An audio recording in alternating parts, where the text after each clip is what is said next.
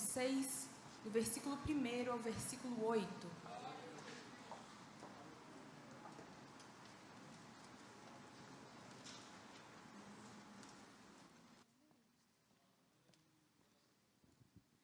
Isaías, capítulo 6, versículo 1 ao versículo 8. Quem encontrou pode dizer amém? Diz assim a palavra do Senhor: no ano em que morreu o rei Uzias, eu vi ao Senhor assentado sobre um alto e sublime trono, e o seu séquito enchia o templo. Os serafins estavam acima dele, cada um tinha 6 asas. Com 2 cobriam o rosto, com 2 cobriam os pés, e com 2 voavam. E clamavam uns para os outros, dizendo: Santo, Santo, Santo é o Senhor dos exércitos. Toda a terra está cheia da sua glória. E os umbrais das portas se moveram com a voz do que clamava, e a casa se encheu de fumaça. Então disse eu: ai de mim que vou perecendo, porque eu sou homem de lábios impuros, e habito no meio de um povo de impuros lábios, e os meus olhos viram o Rei, o Senhor dos exércitos. Mas um dos serafins voou para mim, trazendo na mão uma brasa viva que tirara do altar com uma tenaz. E com ela tocou minha boca e disse: eis que isso tocou os seus lábios, a sua iniquidade foi tirada, purificado o teu pecado. Depois disso, ouvi a voz do Senhor que dizia: a quem enviarei? Quem há de ir por nós? Então disse eu: eis-me aqui, envia-me a mim. Até aqui, amém. Querida igreja, esse texto que nós lemos começa com o relato do próprio profeta Isaías. O profeta Isaías começa no versículo 1 dizendo: no ano em que morreu o rei Uzias. Veja bem, tudo que acontece, todas as profecias, todas as visões relatadas aqui no livro do profeta Isaías, a maioria não existe uma referência. Não existe um ponto de partida, uma data de referência. No ano tal, como Daniel costumava fazer, no 10º dia do ano tal, eu estava em tal lugar. Não, na maioria das vezes os profetas simplesmente registram a mensagem porque é isso que importa. Mas Isaías começa essa visão, o relato dessa visão dizendo o seguinte: no ano em que morreu o rei Uzias. Que relevância isso tem? Nós vamos ver que essa referência está diretamente ligada com a visão. A referência da morte do rei Uzias está diretamente ligada com a visão. Por quê? Quem foi o rei Uzias? A Bíblia nos relata que o rei Uzias foi um rei muito poderoso. Foi um rei que tinha exércitos, que a fama do rei Uzias corria por toda a terra. Ele era poderoso na agricultura, ele cavava poços, ele plantava vinhas, construía torres, de forma que ele ia se fortalecendo. A mão de Deus abençoou o rei Uzias de tal maneira que ele ficou famoso. Todo mundo sabia quem era o rei Uzias, mas o rei Uzias esqueceu que a mão do Senhor fortalecia o seu braço. O rei Uzias se esqueceu e deixou com que o seu coração se endurecesse, de maneira que ele entra até no santuário de Deus, no templo do Senhor, para fazer algo que ele não foi habilitado a fazer. Ele entra no templo do Senhor para oferecer incenso, sendo que aquelas pessoas que estavam habilitadas a fazer isso eram somente os sacerdotes, que tinham uma estola sacerdotal. Quem podia entrar ali no lugar santo e no lugar santíssimo tinha que passar por um processo, tinha que ser da tribo de Levi. E eles não tinham trono, eles não tinham coroa, mas eles tinham autoridade de Deus. Mas Uzias quis usurpar aquilo que não foi dado a ele e roubar o direito daquele que tinha autoridade. De sorte que o sumo sacerdote o repreende, dizendo: não faça isso, rei Uzias. Isso não é no seu alcance, na sua alçada, você não foi chamado para tal. Porque Deus sempre nos dá a oportunidade de nos endireitar com Ele. Ele sempre levanta pessoas, Ele sempre nos fala através da sua palavra, nos dando diretrizes de que nós estamos no caminho errado, precisamos entrar no prumo. Mas, ao invés do rei Uzias ouvir aquilo e certamente sair daquele lugar, não. Ele continuou no erro, de forma que ele não gostou de ser corrigido. E no mesmo momento, a mão do Senhor o feriu de lepra e ele ficou leproso. Ele teve que ser retirado do templo, retirado da cidade, teve que viver isolado. E agora, rei Uzias, onde está a sua força? Porque até mesmo o mar reconhece em todo o seu ímpeto. E eu te pergunto, existe algo mais forte do que o mar, e ele reconhece que a onda pode ir até um determinado limite, e dali não pode passar. Os limites são feitos por Deus para nós, para que nós tenhamos ordem e possamos cumprir aquilo que o Senhor nos fez para fazer. E Uzias não reconhece isso. Onde está a força de Uzias agora? Porque ele não tem mais um exército ao seu favor, porque ele está sozinho. Ele não pode mais plantar vinhas, e as vinhas começam a dar ervas daninhas. As raposas e as raposinhas tomam conta das vinhas. Poços agora, com certeza, não estão tão mais bem cuidados, começam a ficar entulhados, e uma nação inteira está à beira de um colapso, porque o trono de Israel está vazio. E agora, como é que nós vamos fazer? Porque o trono do palácio está vazio. Veja bem, Isaías, quando relata, ele diz, no ano em que morreu o rei Uzias. Ele não diz que o rei Uzias já havia morrido, e não nos dá a entender que ele já havia morrido, ou se foi pouco antes do rei Uzias morrer. O fato é que o texto está querendo nos dar uma ideia de transição, e toda transição é um processo difícil. É um processo em que, por um momento ou outro, o trono fica vazio. Onde está o rei? Com todo o seu ímpeto, toda a sua fama, toda a sua força, ele faz, ele acontece, ele é forte, ele é poderoso. Como o rei Uzias consegue fazer tanta coisa? Agora ele está lá, de modo que morre leproso, sem cura. E na sepultura dele está escrito, morreu leproso. É neste ímpeto, é neste cenário, é nesse contexto que Isaías tem a sua visão. É neste contexto que ele olha e vê o Senhor assentado. Os céus se abrem, ele se vê dentro do templo, e dentro do templo havia um trono. Só que esse trono não estava desocupado, esse trono estava ocupado. E aqui a primeira lição que o Espírito Santo de Deus traz ao nosso coração nesta noite é que, no meio do caos, no meio do desespero, onde parece que nós não temos governo, onde parece que nós não temos saída, onde parece que não há solução para a igreja, é hora da igreja olhar para o alto e buscar em Deus uma resposta. Não buscar no governante, não buscar no trono que está vazio, mas buscar no Senhor uma resposta. E foi ali dentro do templo que o Senhor se manifesta, e ele vê o trono, e o trono estava ocupado. Por quê? Deus estava dizendo, ei, você está preocupado com o trono da terra, mas você precisa se preocupar que o trono do céu está ocupado, e muito bem ocupado, e eu estou assentado nele. E quem se assenta no trono tem autoridade. Deus está dizendo, eu não perdi minha autoridade, eu não perdi o meu controle. O trono está ocupado, e plenamente ocupado. E ele olha e vê que o trono tem duas características principais. O trono é alto e o trono é sublime. Primeira coisa, o trono é alto. Aquilo que é alto é relativo a mim, certo? O que é alto para mim não pode ser, o que é alto para uma criança não é alto para mim.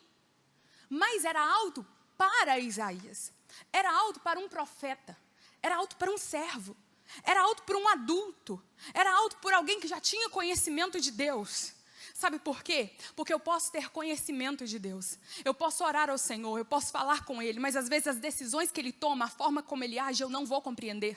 Porque já dizia o salmista Davi, tal ciência é muito maravilhosa para que eu possa atingir. O trono do Senhor é alto. Quando Ele diz que Ele é alto, quer dizer não só a altura da majestade, da magnitude de Deus. Ele está querendo dizer que as decisões que emanam daquele trono são muitas vezes incompreensíveis à mente humana, que está limitada. As ordens que saem daquele trono são incompreensíveis a quem está sofrendo essas ordens. Só que o trono, ao mesmo tempo que é alto, ele é sublime. Sabe o que é sublime? Aquilo que alcança o ápice da perfeição. Eu não entendo os desígnios de Deus, mas eu sei que a vontade do Senhor é boa, perfeita e agradável. Eu não entendo os caminhos do Senhor, mas de uma certeza eu tenho. Os caminhos do Senhor são mais altos do que os meus, são mais excelentes do que os meus. Eu não entendo o que Ele faz agora, a forma como Ele trabalha, quem Ele leva, quem Ele traz. Eu não entendo as portas que Ele fecha, e muito menos as que Ele abre, mas eu só posso glorificá-lo na sua grandeza, porque ó, a profundidade das riquezas, tanto da sabedoria como da ciência de Deus. Quem foi que leu a mente do Senhor, ou quem foi seu conselheiro, quem veio antes dele para que seja recompensado. Eu não consigo entender a altura dos projetos, eu não consigo entender a grandiosidade daquilo que ele faz, mas eu sei que é muito mais do que eu consigo entender, e é suficiente para que eu possa levantar as minhas mãos aos céus e glorificá-lo em todas as tuas decisões, em todos os teus decretos, em todos os seus desígnios.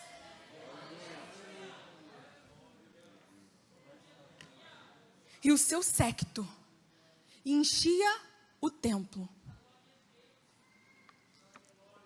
O que tinha no templo? No templo havia, do lado de fora, o altar do holocausto, a pia de bronze, do lado de dentro, o candelabro, ou a menorá de 7 braços, em frente a ele, a mesa dos pães da preposição, e em frente aos dois, a mesa do altar de incenso, que era menor e tudo feito de ouro puro. Lindo, lindo, lindo. Eram revestidos de ouro puro, trabalhados em todo o desenho. Mas quando Isaías olha para o templo, ele não vê a mesa, ele não vê o castiçal, ele não vê o altar do incenso, porque Uzias entra no templo, olhando diretamente para o altar do incenso, para os elementos simbólicos do templo. Mas quando Deus arrasta Isaías para dentro do templo, Ele está dizendo: Isaías, eu não quero te submeter a conhecer apenas símbolos, porque aquele que eu uso, eu quero fazer conhecer na minha essência, e não somente pela aparência. Então quando Isaías olha, ele não vê mais os simbolismos, mas ele vê o manto do Senhor, de modo que aquele manto cobre todo o templo, enche todo o templo, de modo que ele procura ampliar a visão e tem que olhar para cima. E quando ele olha para cima, o que ele vê é que acima do trono haviam serafins. E eu perguntei ao Senhor: Senhor, por que os serafins estavam acima do Senhor e não ao lado, servindo ao Senhor? E o Senhor me disse: aquele que serve tem que cobrir com honra, mas aquele que serve não pode encobrir a glória. Eu vou repetir para que você entenda. Aquele que serve precisa cobrir com honra, mas aquele que serve não pode cobrir a glória. Os serafins não ofuscavam, não tampavam ao Senhor, mas os serafins ao mesmo tempo honravam ao Senhor, coroavam de honra. Eles formavam uma coroa sobre a cabeça do Senhor. E eles tinham 6 asas. Serafins, nós vamos entrar aqui nesse mérito, mas a palavra serafins dá a ideia de um ser de fogo, talvez porque eles se movimentavam muito rápido, talvez por causa do brilho que eles emanavam. E agora a Bíblia diz que eles tinham 6 asas, e eu vou falar rápido e você pega aí como bom crente pentecostal. Com 2 cobriam o rosto. Deus deu 2 asas para os serafins na parte de cima, e com essas asas mais próximas à cabeça, eles cobriam o rosto. Ferramenta de santidade. Tudo que há em você tem um propósito. Como Deus te conduz tem um propósito. As palavras que Ele coloca na sua boca tem um propósito. A forma como Ele te formou tem um propósito. E os serafins tinham 2 asas próximo ao rosto, que eram ferramentas de santidade. Com 2 cobriam os pés, ferramentas de reverência. E com 2 voavam, ferramenta de trabalho. Porque não há como estar na presença do Santíssimo sem se movimentar. Não há como não frutificar. Não há como ser atingido por essa glória e viver uma vida apática, uma vida sem oração, uma vida sem leitura da palavra, uma vida sem evangelismo, uma vida sem transformação. E aquelas 6 asas eram instrumentos de trabalho, sendo que as últimas 2 serviam para coroar o Senhor com honra. E eles diziam: santo, santo, santo, santo, santo, santo é o Senhor dos exércitos. E veja bem, vamos desmistificar uma coisa. Olha só, muita gente diz que santo, santo, santo está referindo santo ao Pai, santo é o Filho e santo é o Espírito Santo. Não, nós podemos usar isso em analogia, porque essa questão da trindade do Pai e do Filho é aplicado no Novo Testamento. Mas aqui, todas as vezes que no hebraico você quer, porque o Antigo Testamento foi escrito em hebraico, tá? Você quer enfatizar algo, o que você faz? Você repete uma palavra por 2 vezes, tá? Mas aqui foi a única vez que repetiu por 3 vezes. Então você vê santo, santo, santo. Santo, santo, santo. Os serafins estão dizendo, ele é santo. Mas ele não é só santo. Ele é santo e mais santo. Ele é santo, se é que se pode medir essa santidade, ele é santo profundamente. Ele é santo nas alturas. Ele é santo de maneira larga e abundante. Ele é santo. A santidade dele entra dentro de uma outra santidade. A santidade dele é santa. Ele é santo, santo acima de santo. Ele é santo, santo. E eles não falavam. Eles clamavam como arautos que queriam anunciar uma verdade. Eles clamavam como arautos que queriam anunciar uma verdade. E ele diz o seguinte: santo, santo, santo é o Senhor dos exércitos. Senhor dos exércitos. Ele estava dizendo, você acha que Uzias tomava conta da cavalaria aqui embaixo? E agora a cavalaria está sem rei? O que você acha? Quem você acha que toma conta da cavalaria celestial? Quem dá ordem aos guerreiros celestiais? Ele é o Senhor do exército celestial. Mas ele tem um exército na terra também. E ele é Senhor desse exército. E a Bíblia diz que ele passa em revista. O mesmo profeta diz, o Senhor dos exércitos passa em revista os seus exércitos de guerra. E a pergunta do Espírito Santo para nós nessa noite é: o capacete está na cabeça? A couraça da justiça está nos seus ombros? Ou você tem sido atingida e atingido pelos dardos inflamados do maligno, porque o escudo da fé não está no seu braço?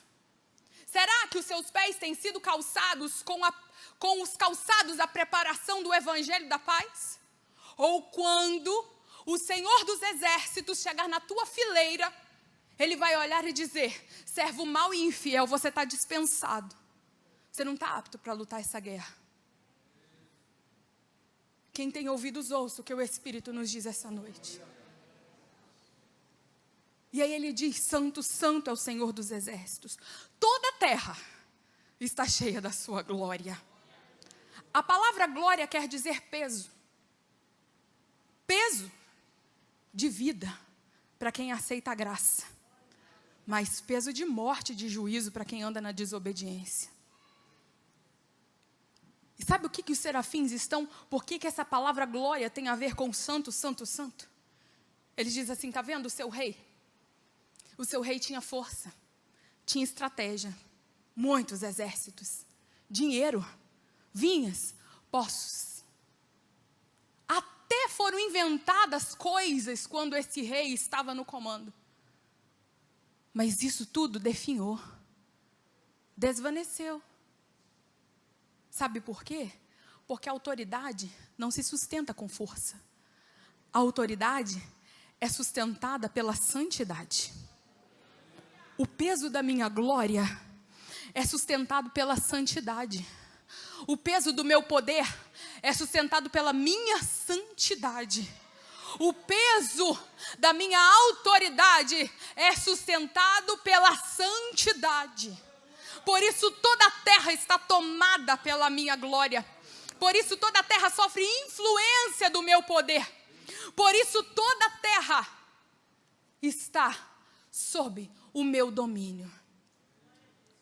E agora, e clamavam uns para os outros, e os umbrais das portas se moveram com a voz do que clamava. E a casa se encheu de fumaça. Em Êxodo 19, a Bíblia diz que o Sinai fumegava. Deus disse a Moisés: Moisés, não deixe que nenhum animal, não deixe que nenhuma pessoa encoste no Sinai para que não morra. Eu vou descer na terra. Se preparem. Mande que o povo jejue, se humilhe, porque eu vou descer na terra. Eu vou vir até vocês. E o meu sinal, eu vou aparecer para você em uma nuvem escura. E a Bíblia diz que o monte se cobriu de fumaça. E ele fumegava. É como se ele balançasse. Montes, mares, montanhas, nuvens entendem quando Deus de toda justiça e de juízo vem à terra. E a pergunta do Espírito de Deus para nós essa noite é: até quando os nossos ouvidos ficarão tapados e os nossos olhos ficarão cegos para que nós não vejamos que o Deus de toda justiça e juízo desceu na terra, porque nós estamos vivendo os últimos dias da igreja do Senhor sobre a face dessa terra, e Ele desceu na terra com fulgor e com juízo para dizer: se prepare, porque o meu filho está às portas, e eu preciso de uma igreja santa, selada e viva, para que possa entender. Os umbrais das portas se movem diante do meu comando, montes e montanhas se movem quando entendem que eu desço na terra com juízo. O homem precisa entender também, mas Isaías entende de forma que ele solta um grito no meio, e ele diz: ai de mim. Esse ai não é um ai de quem está sentindo uma dor, como aquele que leva um beliscão, aquele que bate o dedinho na quina, não. Esse ai, todas as vezes que a Bíblia traz a palavra ai, é uma sentença de condenação. Ai de ti, país tal, ai de ti, nação. Quer dizer, você está sentenciado. Isaías lança a sua própria sentença diante da santidade de Deus. Porque a partir do momento que ele vê a santidade de Deus e a santidade de Deus se desnuda, ele olha para si. Ele olha para a santidade e olha para si. Olha para a santidade e olha para si. Ele diz: ai de mim, porque eu vou perecendo. Eu estou morrendo.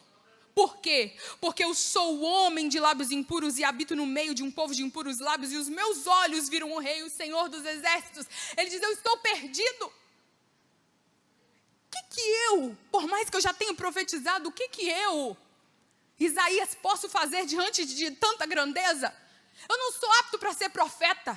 Eu não sou apto para falar com ninguém. Eu não sou apto para servir esse Deus. Eu estou apto para ser consumido por Ele, com fogo. Mas no versículo 6, aparece uma palavrinha: mais. E aí está lá Adão no jardim do Éden. E Deus fala: onde você está? Senhor, eu me escondi porque estava nu. Quem te falou que você estava nu? Agora, você não vai poder mais viver aqui. Mas, da semente da mulher. E aí, Faraó diz assim: o povo está dando voltinha no deserto. Cerca. Vamos matar todo mundo. Ou vamos levar todo mundo de volta. Mas Moisés clamou ao Senhor, mas o Senhor disse a Moisés: o que você tem na mão? E aí eles caminham depois 3 dias, chegam em um local onde a água é amarga. Nós íamos perecer aqui, Moisés. E aí Moisés pega um galho e joga na água, e aí então entrou mais uma vez o mar de Deus. E aí tinha uma moça virgem. E o anjo apareceu a ela e disse: não temas, Maria, mas eu não conheço o varão, mas o que em você vai ser gerado é do Espírito Santo. E quando esse moço nasceu, o crucificaram dentre 2 ladrões. Mas, ao 3º dia,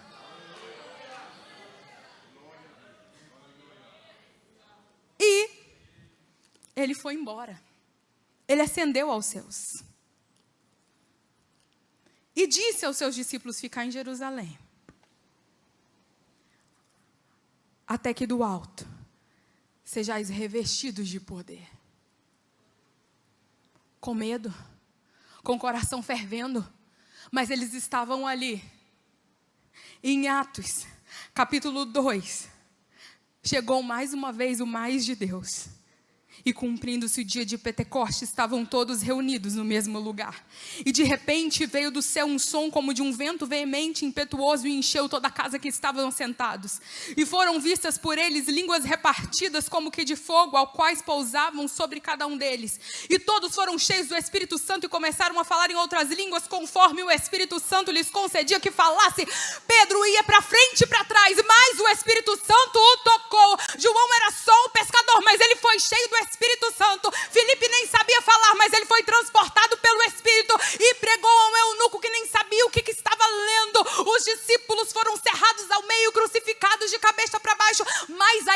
avançou e cresceu, porque o poder do Espírito estava nela.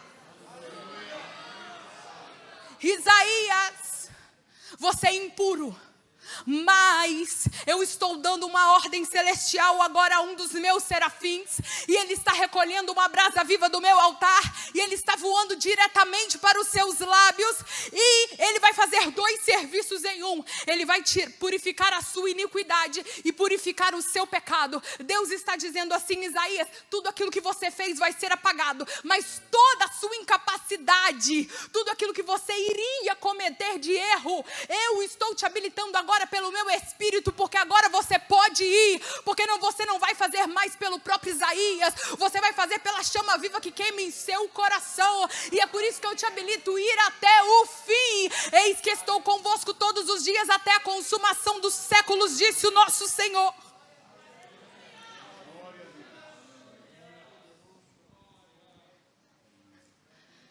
Tirou uma brasa viva que estava no altar.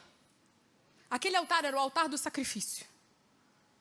O altar do templo era o altar do sacrifício, onde eram mortos os cordeiros diariamente, para que aquele fogo não podia ser apagado, aquele fogo ficava continuamente aceso, por causa do sacrifício. Veja bem, redobre a sua atenção para que você entenda o que eu vou dizer. Por causa do sacrifício, a chama ficava acesa. Por causa da funcionalidade daquele altar, a chama permanecia acesa.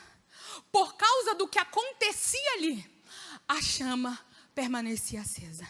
Mas a Bíblia nos diz que uma vez e uma vez só foi suficiente. O Cordeiro de Deus que tira o pecado do mundo foi sacrificado. Ele foi a oferta e o ofertante no altar do Senhor, de frente para o Moriá, no Monte Caveira. Ao meio-dia, houve trevas sobre a terra até as 3 da tarde. E ele deu um grito: Pai, está consumado. E depois disso, ele deu um outro brado. E o brado de Jesus não foi um brado de dor. O brado de Jesus não foi um brado daquele que estava dando o seu último suspiro, não. O brado de Jesus foi o mesmo brado dos guerreiros vitoriosos que levantam a sua espada e gritam veementemente em sinal de alarido, como quem diz: eu venci essa batalha. Ele deu o brado e depois do brado ele entregou o seu espírito e expirou. Depois que ele expirou, o véu do templo se rasgou de alto a baixo. Depois que ele expirou, houve um terremoto sobre a terra. Depois que ele expirou, mortos saíram dos seus sepulcros para testemunhar a obra salvífica de ressurreição que ele havia acabado de concluir sobre aquela cruz.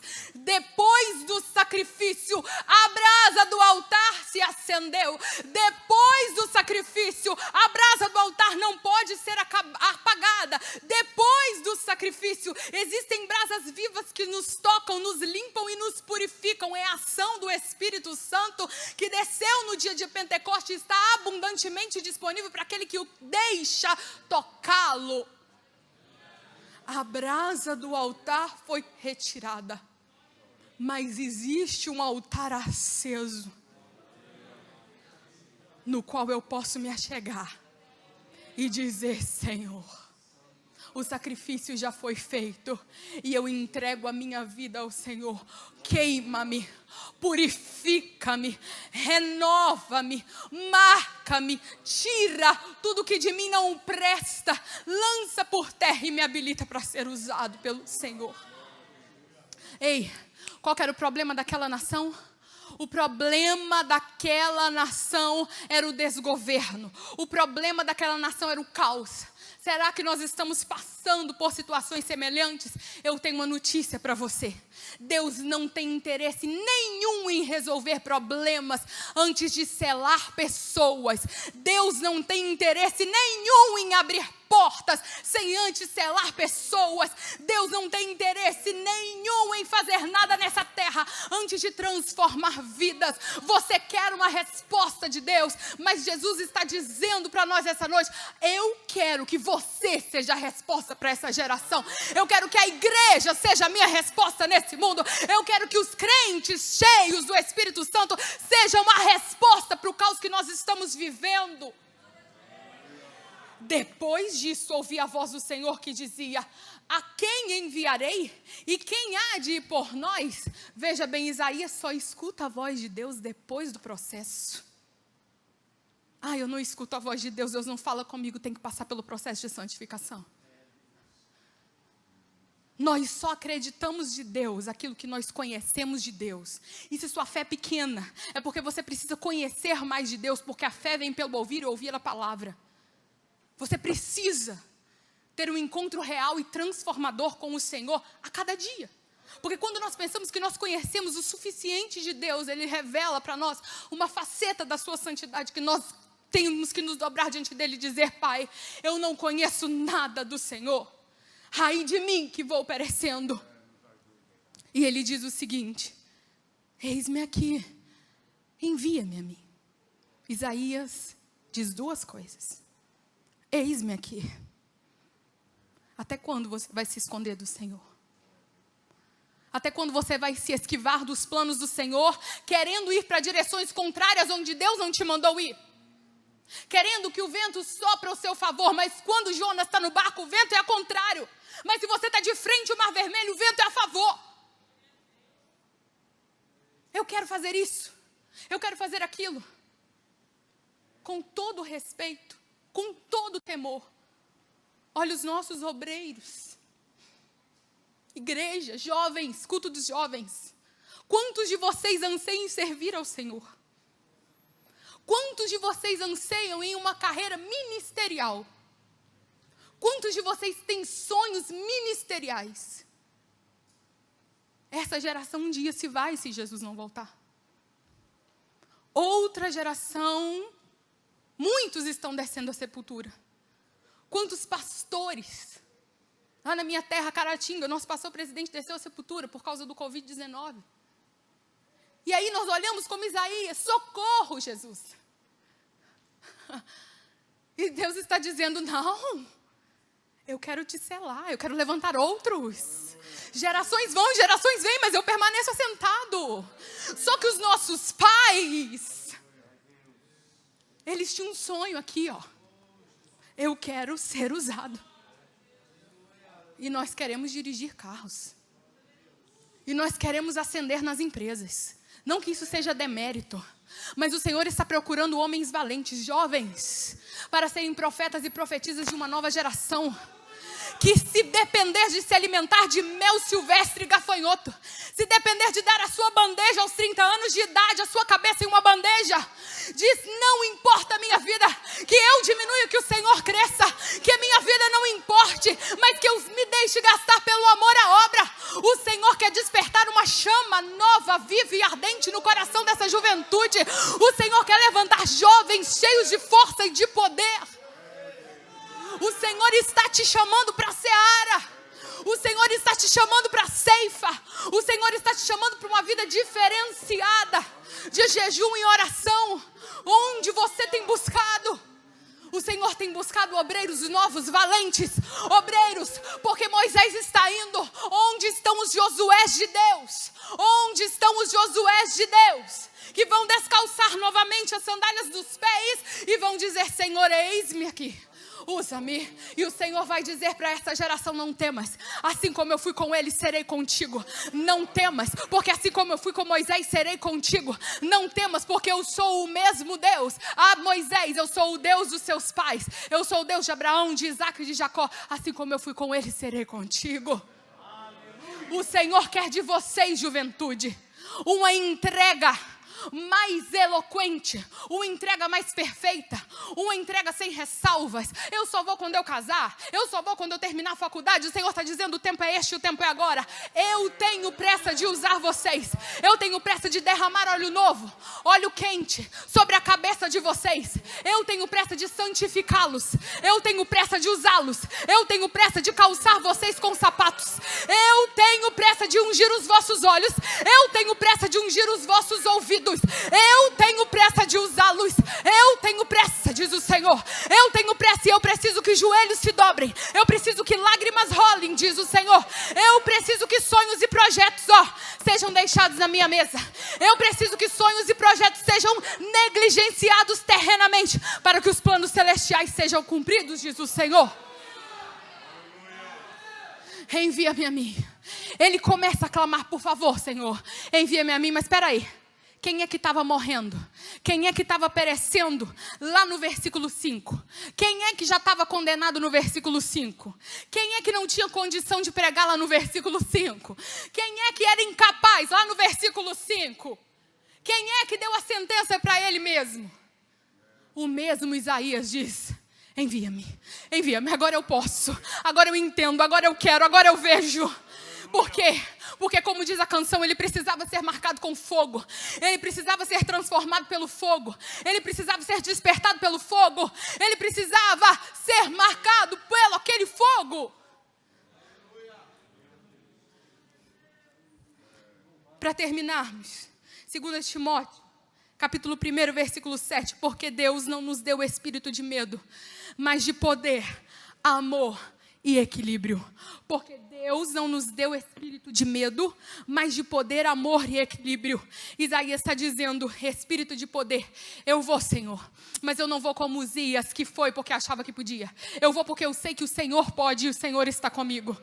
Como ele diz, espírito de amor, eu vou e por amor me dou. Não amor aos meus sonhos, não amor ao meu projeto, não amor à minha vida, amor àqueles que me cercam, amor à minha nação e principalmente amor ao Senhor. E espírito de equilíbrio, se eu sofrer na chamada, eu sei por que eu estou sofrendo, é por amor a Ele. Mas da mesma forma, se eu vencer, eu sei porque eu estou vencendo, é por causa do braço dEle, é por causa da força dEle, é pela capacitação dEle. Isaías foi uma resposta para uma nação. Nós estamos vivendo o caos, mas o Senhor quer tocar você com brasas vivas e dizer: eu quero uma geração, uma Decarpe valente, para ser resposta para uma nação. Receba essa palavra no seu coração e deixe que o Espírito de Deus fale mais com você. Amém.